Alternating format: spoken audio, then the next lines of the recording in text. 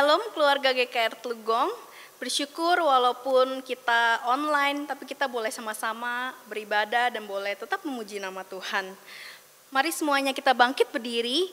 Ibadah ini dimulai di dalam nama Tuhan, pencipta langit dan bumi, yang kasih setianya kekal dan yang tidak pernah meninggalkan buatan tangannya. Turunlah kiranya atas kita sekalian anugerah dan damai sejahtera dari Allah Tritunggal, Allah Bapa, Allah Putra, dan Allah Roh Kudus. Amin. Masih dengan tetap bangkit berdiri, mari kita semua memuji nama Tuhan. Pujilah Dia, hai segala malaikatnya. Pujilah Dia, hai segala tentaranya.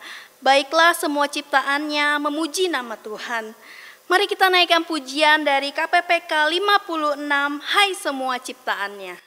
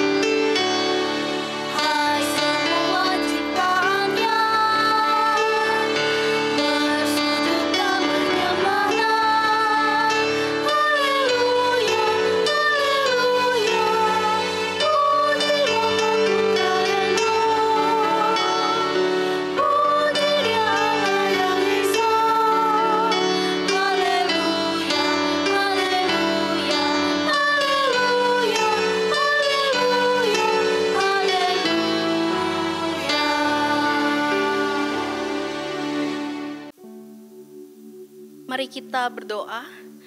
Tuhan, kami bersyukur kami punya Tuhan yang sungguh baik Tuhan. Saat ini Tuhan masih mengizinkan kami untuk boleh beribadah kepada Tuhan, untuk boleh menyembah Tuhan.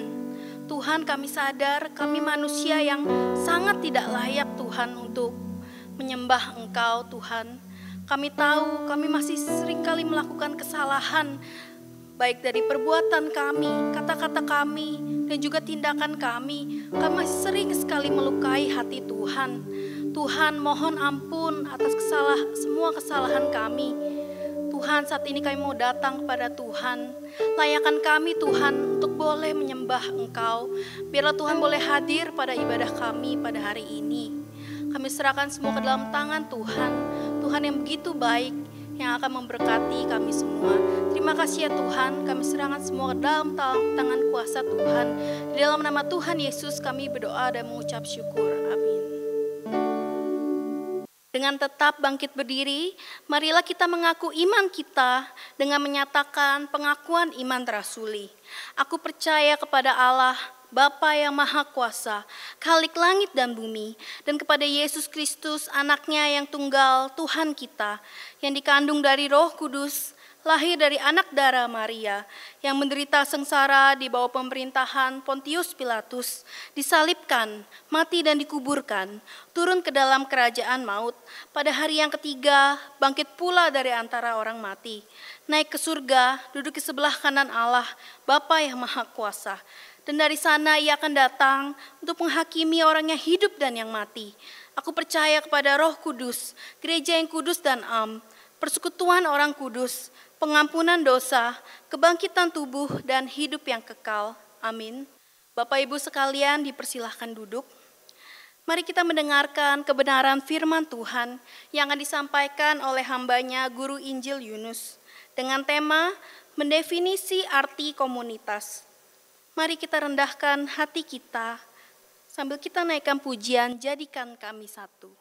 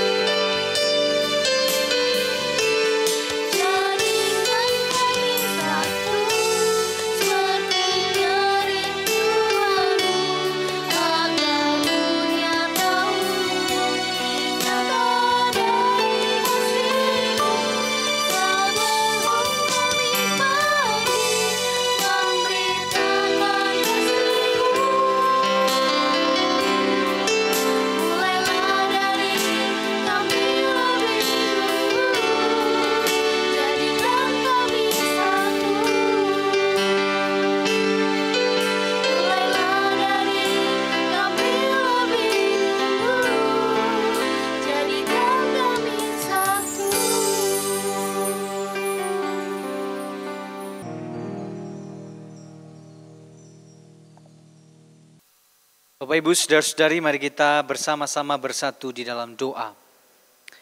Ya Tuhan, kami bersyukur pada hari ini kami bisa membaca dan merenungkan kebenaran firman-Mu.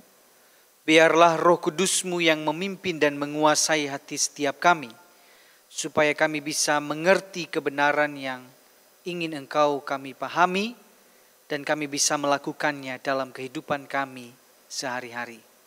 Di dalam nama Tuhan kami Yesus Kristus, kami berdoa dan bersyukur.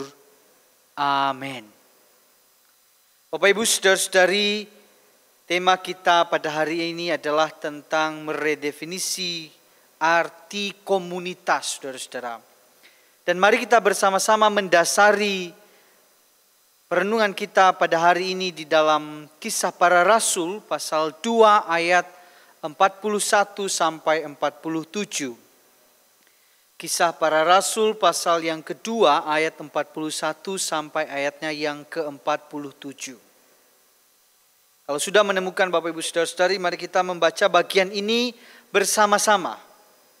Kita membaca bagian ini bersama-sama, 1, 2, 3.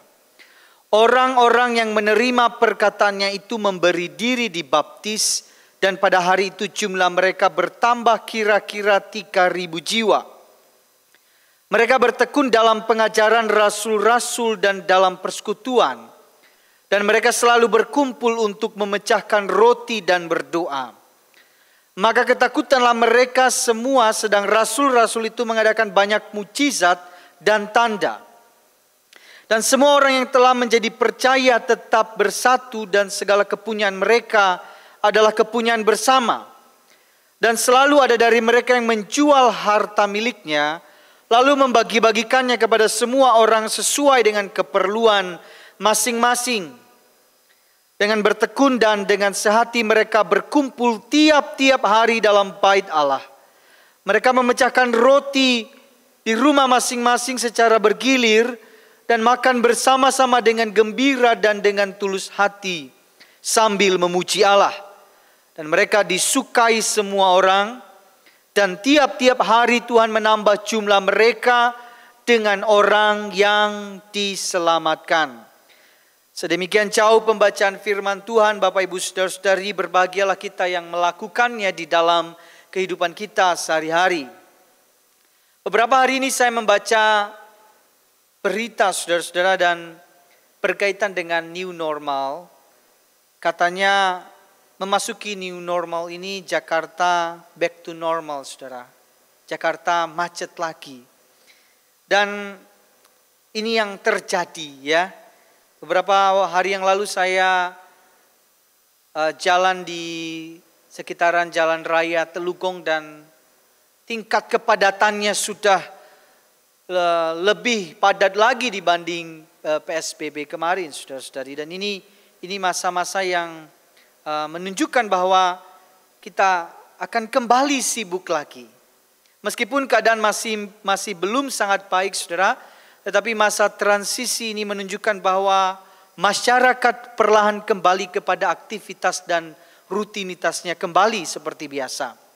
Tentu saja kita sebagai orang percaya, kita tetap harus mematuhi dan memperhatikan protokol kesehatan. Jangan sampai masa-masa seperti ini kita juga menjadi kurang waspada, Bapak Ibu Saudara-saudari.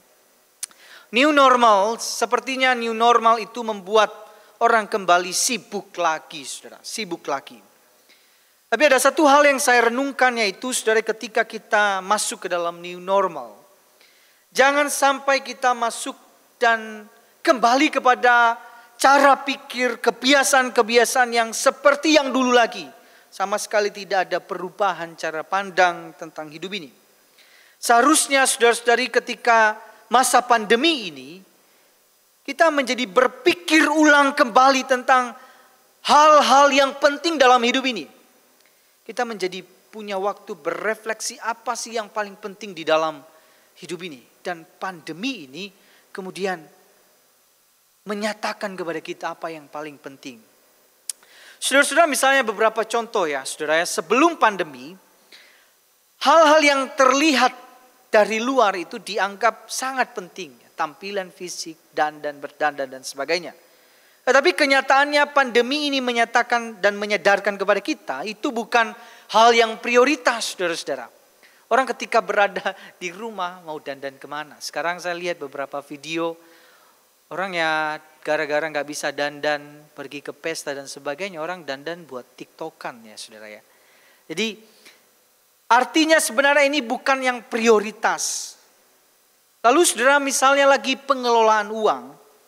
Ini juga menjadi sangat penting sekali karena masa pandemi ini membuat kita sadar bahwa kita ini harus punya pengendalian diri yang cukup saudara untuk membeli hal-hal yang penting-penting saja. Ya.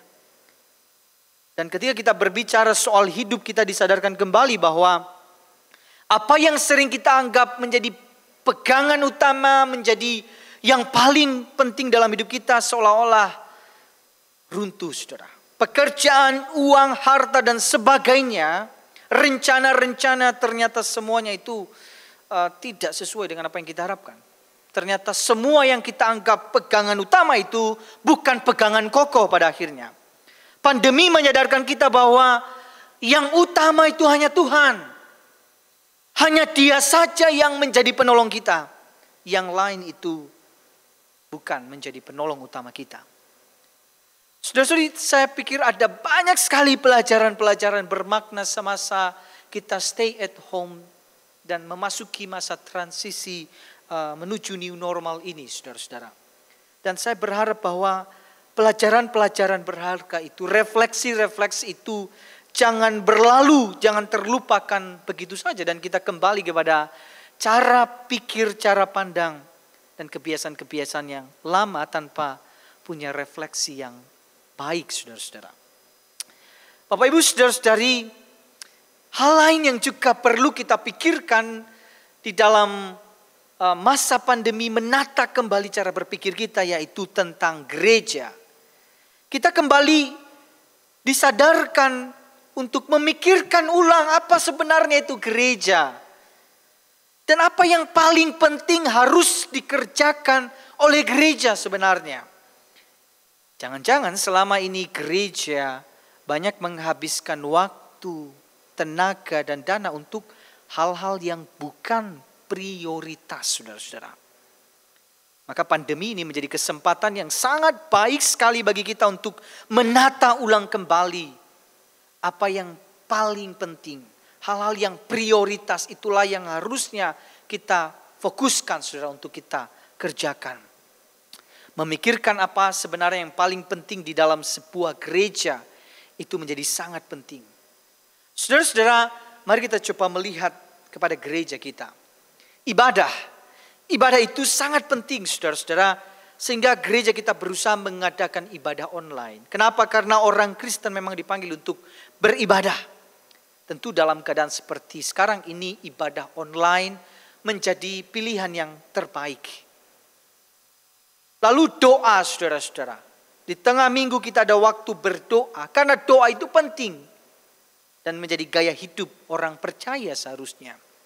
Pelayanan sosial itu juga penting karena misi itu memang harus peduli pada hal-hal yang bersifat kemanusiaan. Dan gereja juga harus fokus kepada hal itu. Dan hal lain yang juga penting di dalam gereja adalah komunitas, saudara-saudara. Masa pandemi ini menyadarkan kita bahwa di dalam menjalani masa krisis ini kita tidak bisa sendirian, ingat itu. Kita butuh komunitas, kita butuh orang lain, kita butuh sahabat rohani, kita butuh orang yang bisa menolong, mendukung, mendoakan kita, saudara. Dan orang Kristen itu bukan seseorang yang menjalani kehidupan berimannya seorang diri saja, tidak. Dia harus terhisap dalam sebuah komunitas. Dan itulah yang terjadi pada jemaat mula-mula waktu itu mereka berkumpul, berkelompok kepada orang-orang percaya lainnya.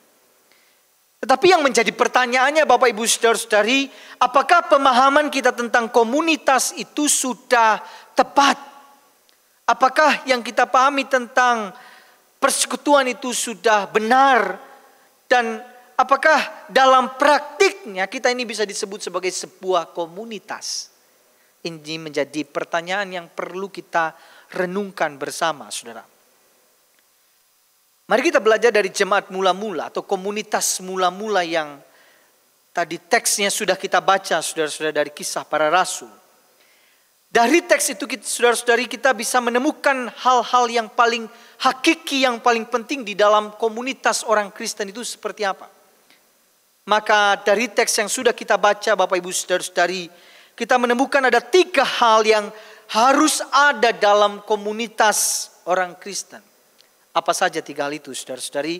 Yang pertama, Komunitas Kristen adalah komunitas yang mempelajari firman.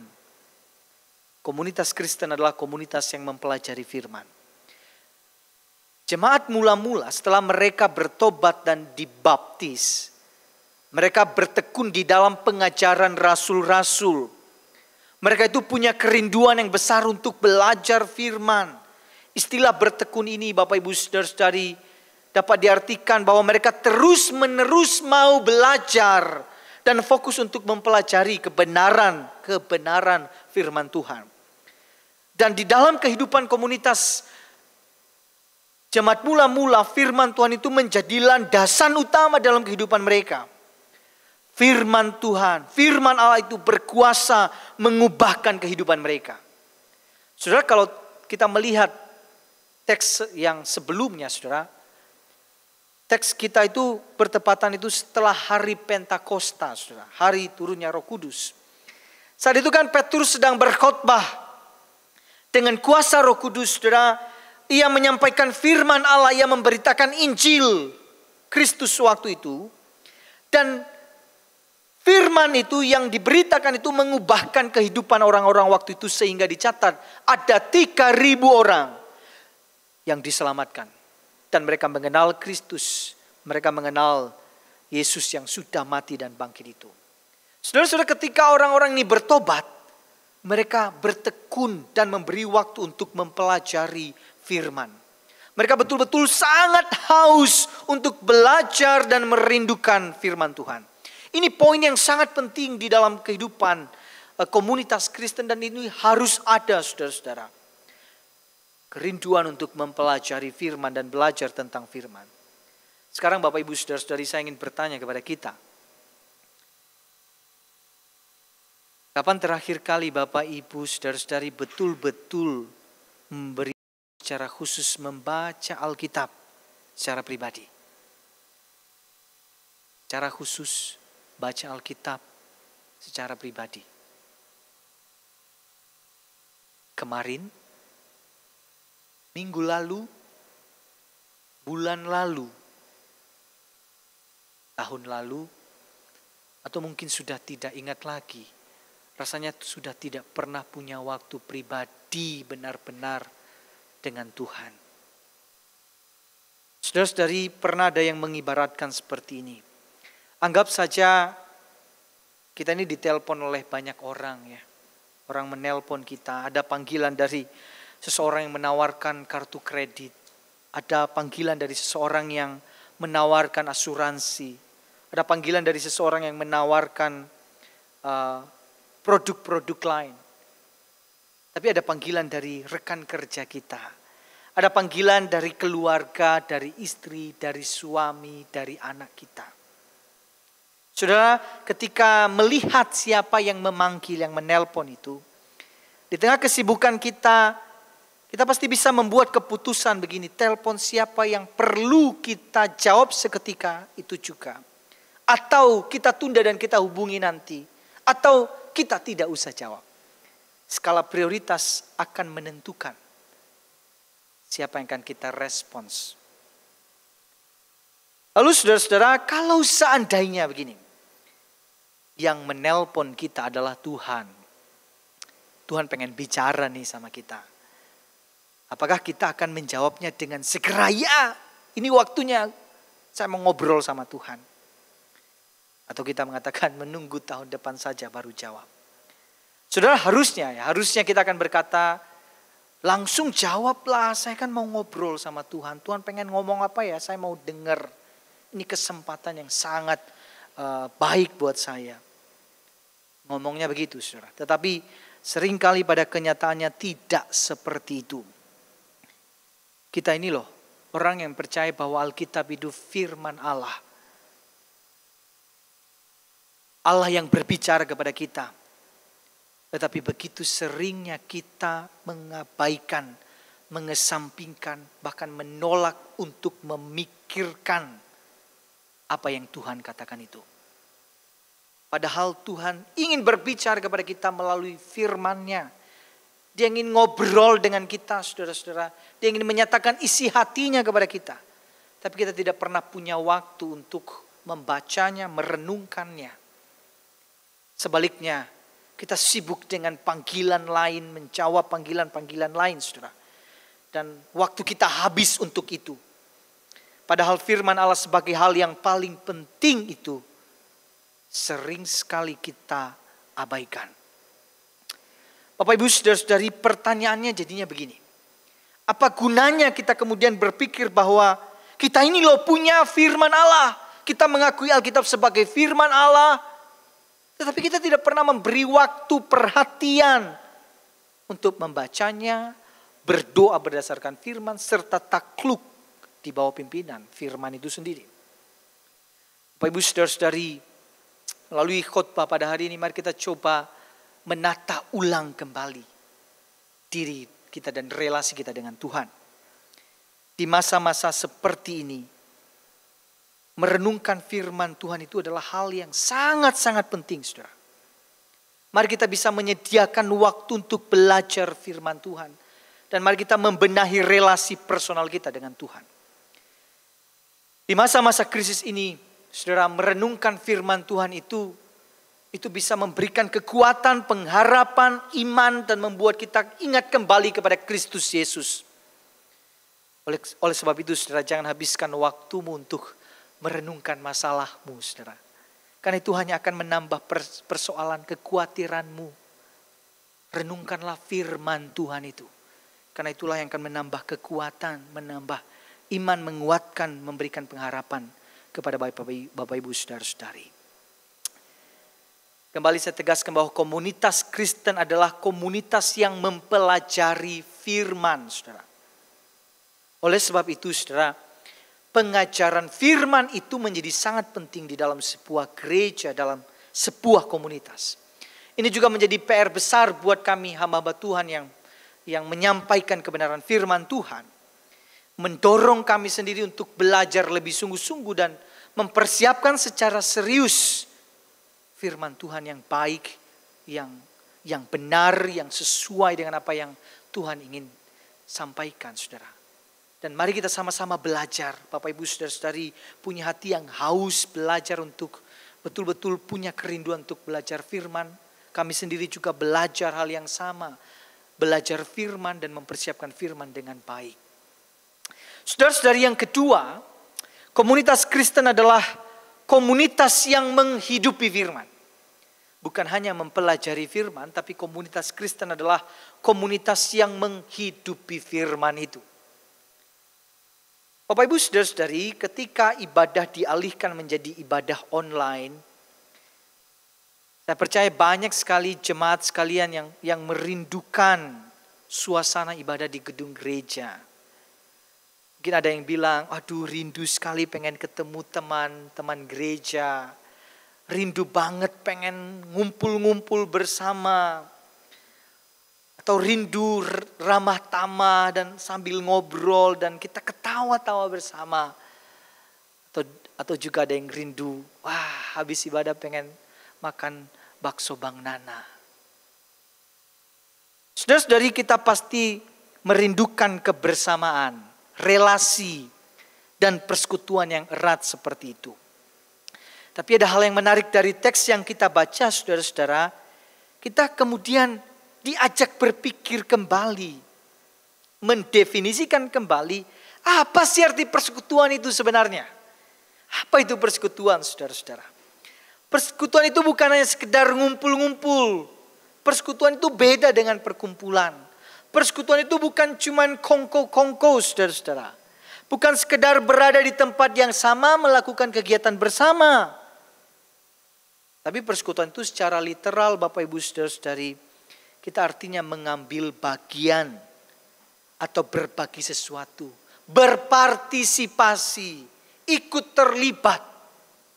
Sehingga saudara, kalau kita bicara persekutuan itu bicara tentang orang-orang yang berbagi hidupnya, orang yang berbagi waktu, bahkan membagi materi kepada saudara yang berkekurangan.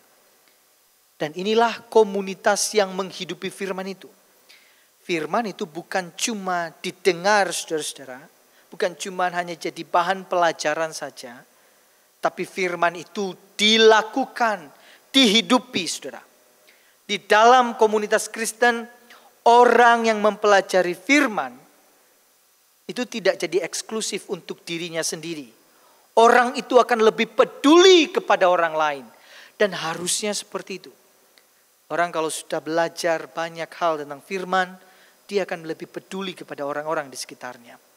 Maka saudara-saudara, jadi aneh sekali, sangat aneh kalau ada orang yang suka belajar firman, rajin ikut pembelajaran firman dan sebagainya, saudara. Tapi dia masih memikirkan itu cuma dirinya sendiri. Gak pernah ada waktu memikirkan orang lain. Gak pernah ada waktu untuk bertanya tentang orang lain, memikirkan persoalan orang lain. Tidak mau tahu tentang kehidupan orang lain. Yang penting saya nyaman, yang penting saya aman. Yang saya pikirkan adalah diri saya sendiri. Dan tentu ini jadi persoalan. Karena orang yang semakin dekat dengan Allah, seharusnya semakin dekat dengan manusia. Orang yang semakin belajar firman-Nya, seharusnya semakin mengasihi sesamanya. Bapak Ibu saudara-saudari, komunitas mula-mula itu mempraktikkan firman dengan mempedulikan orang lain, saudara. Jemaat itu menyadari bahwa apa yang mereka miliki adalah milik bersama dan kesadaran itu diwujudkan melalui mereka menjual harta untuk memenuhi kebutuhan orang lain. Tapi tentu saja saudara ini tidak sama dengan paham komunis yang mengatakan bahwa semua sama rata lalu dibagi bersama, saudara. Bukan itu saudara-saudari, karena kalau kita melihat konteksnya setelah hari Pentakosta, maka sebenarnya ketika orang bisa berbagi kepada orang yang berkekurangan, itu adalah karya Roh Kudus. Mereka digerakkan oleh Roh Kudus. Dan orang yang menghidupi firman itu menjadi saluran berkat buat orang lain. Ia sadar bahwa materi yang dia dapat adalah dari Tuhan, titipan Tuhan. Dan harusnya ia berbagi kepada orang yang membutuhkan. Dan di dalam komunitas Kristen itu, memberi itu bukan paksaan, saudara. Itu karya Roh Kudus, itu digerakkan oleh Roh Kudus. Oleh sebab itu Bapak Ibu saudara-saudari, orang yang dipercaya dengan banyak materi oleh Tuhan, seharusnya juga memberi banyak untuk pekerjaan Tuhan. Saudara-saudari, di dalam komunitas Kristen jangan sampai ada yang berlebihan, saudara, tetapi banyak yang kekurangan, saudara. Seharusnya kalau di dalam Korintus, saudara, Paulus mengatakan supaya ada keseimbangan itu. Dan harusnya komunitas itulah yang sungguh-sungguh diinginkan dan diajarkan di dalam kebenaran firman Tuhan, saudara. Komunitas yang menghidupi firman adalah komunitas yang semakin peduli kepada orang lain. Komunitas yang saling memperhatikan satu dengan yang lainnya. Bapak Ibu saudara-saudari, sebagai praktiknya begini. Saya mengajak Bapak Ibu saudara-saudari sehabis ibadah online ini nanti, ambil waktu beberapa menit saja. Kalau boleh dicatat bagian ini saudara-saudara. Ambil waktu beberapa menit saja, coba berkirim pesan kepada satu orang jemaat yang mungkin kamu gak tahu kabarnya gimana, tapi kamu terpikir sama orang ini, saudara. Tanya gimana kabarnya dan apa yang bisa Anda doakan untuk orang ini.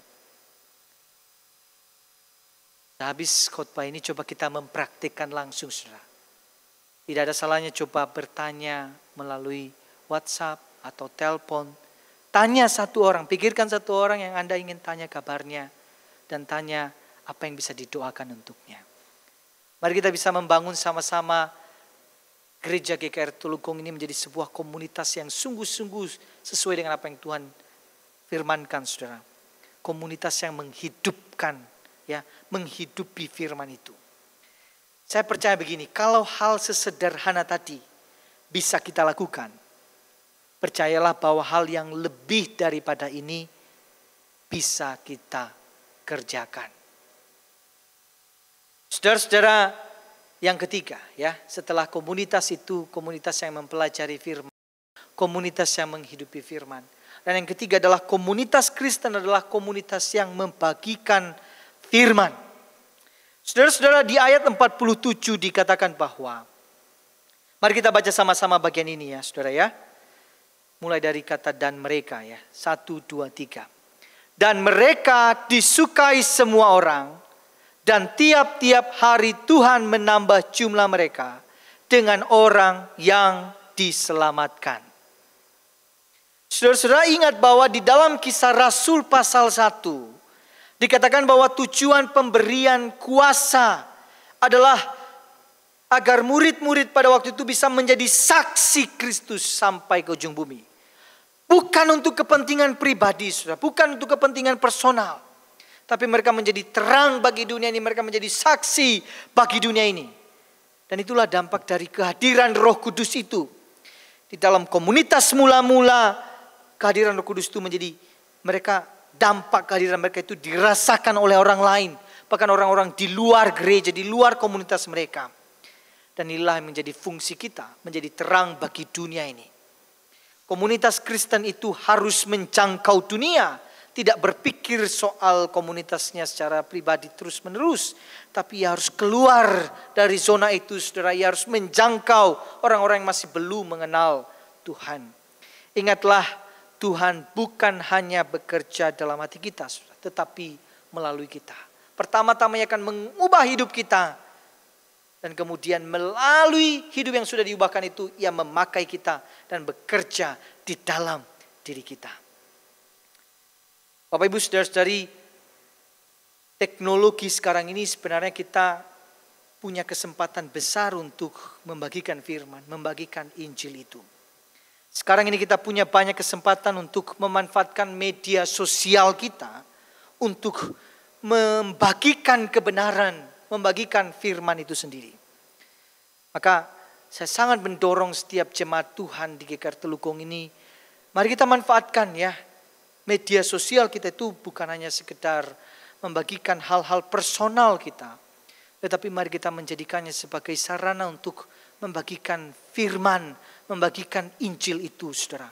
Karena di masa sekarang ini banyak orang menghabiskan banyak waktu untuk media sosial. Dan mari kita hadir di sana.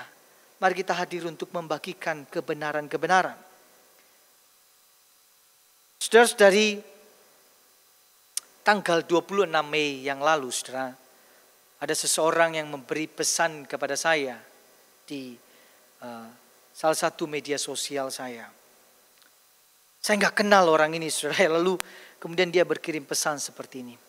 Halo Pak, saya dipanggil Bapak lagi ya saudara-saudara ya, padahal saya masih muda.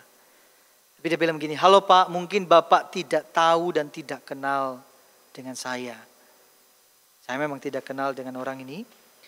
Tapi dia mengatakan begini, tapi saya berterima kasih buat setiap postingan Bapak di media sosial, menguatkan saya di tengah-tengah masa pandemi ini. Hati saya kacau dan hancur. Tapi iman saya bisa dikuatkan dengan apa yang Bapak bagikan. Bapak Ibu saudara-saudari, ketika membaca itu, saya bersyukur kepada Tuhan. Tapi sekaligus saya jadi berpikir begini saudara ya. Setiap kita itu bisa melakukan itu loh.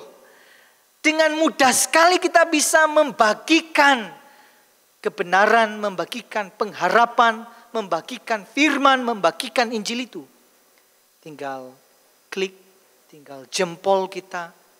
Dengan sangat mudah sekali kita bisa melakukannya. Maka saya sangat mendorong kita gunakan kesempatan ini saudara-saudara untuk membagikan Injil. Ya, dan hal yang paling dekat dengan kita, yang paling mudah untuk kita lakukan, yaitu membagikannya melalui media sosial kita. Ini sangat-sangat mudah sekali harusnya kita bisa lakukan. Tapi pertanyaannya, maukah kita melakukan dan mengerjakannya? Saya hanya berpikir begini saudara, kalau untuk hal yang mudah seperti itu bisa kita lakukan, percayalah ya, saya yakin sekali bahwa kita bisa melakukan apa yang lebih daripada itu. Di akhir khotbah ini saya ingin membuat satu kesimpulan saudara, melihat kembali di dalam teks yang sudah kita baca tadi. Cara hidup jemaat mula-mula itu diapit oleh dua pemberitaan yang sangat menarik. Pertama, saudara, pemberitaan Injil menyelamatkan mereka. Injil. Kemudian orang-orang itu bertobat. Lalu gaya hidup mereka lah komunitas, muncullah komunitas jemaat mula-mula. Injil. Kemudian saudara-saudara di akhir teks itu bicara tentang melalui kehidupan mereka banyak diselamatkan. Ya, banyak orang diselamatkan dan mengenal Injil. Sehingga kalau saya ingin menyimpulkan saudara, komunitas Kristen itu adalah komunitas yang berpusat pada Injil. Setiap orang yang ada di dalamnya memahami Injil, menghidupi Injil, dan membagikan Injil itu. Biarlah Tuhan yang menolong dan menyertai kita senantiasa. Mari kita bersatu di dalam doa.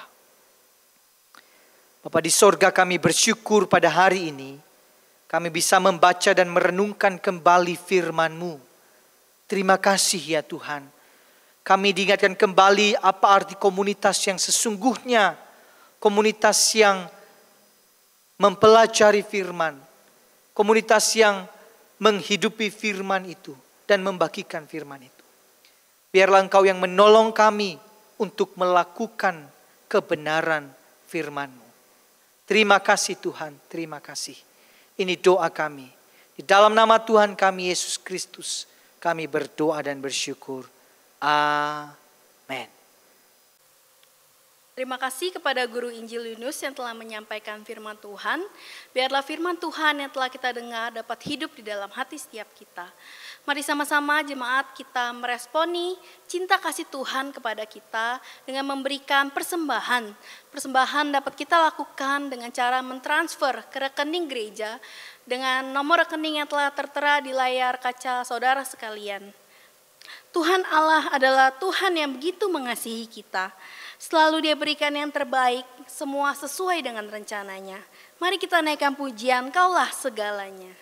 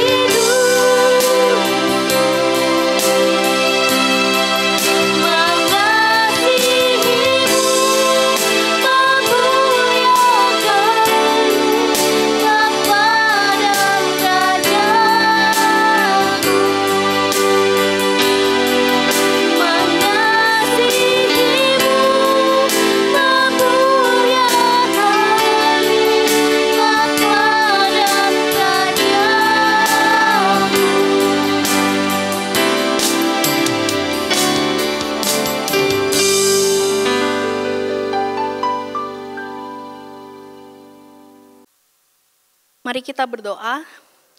Tuhan, kami bersyukur karena Tuhan begitu baik dalam kehidupan kami. Di tengah COVID-19 ini Tuhan masih mencukupkan segala kebutuhan kami. Kami tahu itu semua hanya karena kasih dan juga kebaikan Tuhan. Tuhan, saat ini kami telah memberikan persembahan. Biar Tuhan yang boleh berkati, persembahan telah kami berikan. Tuhan yang boleh pakai Tuhan untuk gerejamu. Tuhan, saat ini kami juga mau berdoa untuk bangsa kami. Bangsa kami di tengah COVID-19 Tuhan. Banyak sekali orang-orang yang sedang mengalami krisis ya Tuhan. Baik krisis ekonomi maupun krisis rohani. Tuhan, kami mohon Tuhan yang boleh pulihkan. Tuhan pulihkan dunia ini, khususnya Indonesia Tuhan. Sebentar kami juga akan melangsungkan new normal. Biar Tuhan boleh tolong. Biarlah keputusan ini adalah keputusan yang tepat. Tuhan yang bantu setiap dari warga. Biarlah kami boleh taat kepada peraturan. Biarlah COVID ini boleh segera berlalu dan negeri kami boleh segera pulih. Dalam nama Tuhan Yesus kami berdoa kepada Tuhan yang telah mengajarkan kami doa demikian. Bapa kami yang ada di dalam surga, dikuduskanlah namamu, datanglah kerajaanmu, jadilah kehendakmu, di bumi seperti di surga. Berikanlah kami pada hari ini makanan kami yang secukupnya, dan ampunilah kami akan kesalahan kami, seperti kami juga mengampuni orang yang bersalah kepada kami. Dan janganlah membawa kami ke dalam pencobaan, tetapi lepaskanlah kami daripada yang jahat, karena Engkau lah punya kerajaan, kuasa, dan kemuliaan sampai selama-lamanya. Amin.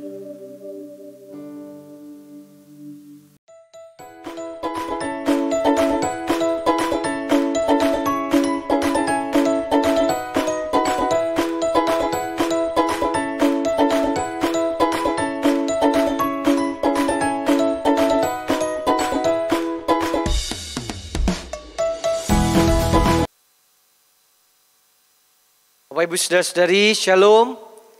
Bersyukur kepada Tuhan kalau hari ini kita bisa beribadah dan kita kembali diingatkan tentang arti dari sebuah komunitas, saudara-saudara. Dan kita memang sedang mengarah ke sana. Kita sedang menggumulkan bagaimana gereja ini betul-betul punya komunitas yang sungguh-sungguh sesuai dengan apa yang Tuhan inginkan, saudara. Kita punya orang-orang yang bisa mendoakan, menolong, menguatkan kita. Kita punya sahabat-sahabat rohani dan itu yang sedang kita pikirkan dan kita gumulkan. Saudara-saudari, seperti yang sudah saya khotbahkan tadi, saudara, saya ingin mengingatkan kita lagi. Setelah ibadah ini berlangsung, coba praktikkan ini ya, saudara ya. Setelah ibadah selesai, coba ambil waktu beberapa menit saja ya.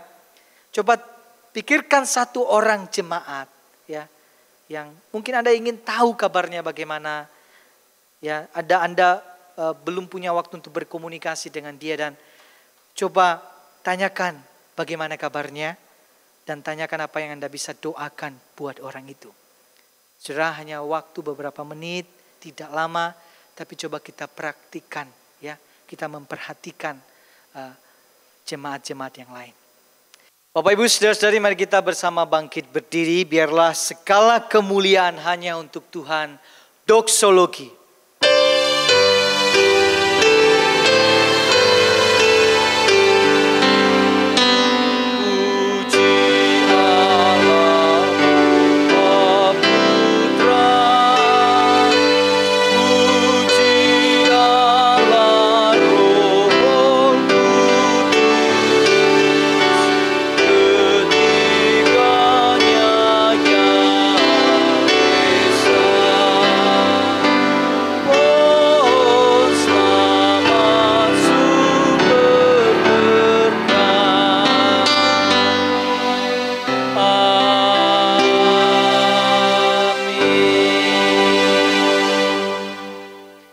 Mari kita bersama-sama menerima berkat yang daripada Tuhan, Bapak Ibu Saudara-saudari. Kiranya kasih Allah Bapa, kasih yang Ia nyatakan di dalam diri Yesus Kristus, dan kasih di dalam persekutuan dengan Allah Roh Kudus, menyertai saya dan saudara-saudari sekalian, dari sekarang sampai selama-lamanya. Amin. Amin.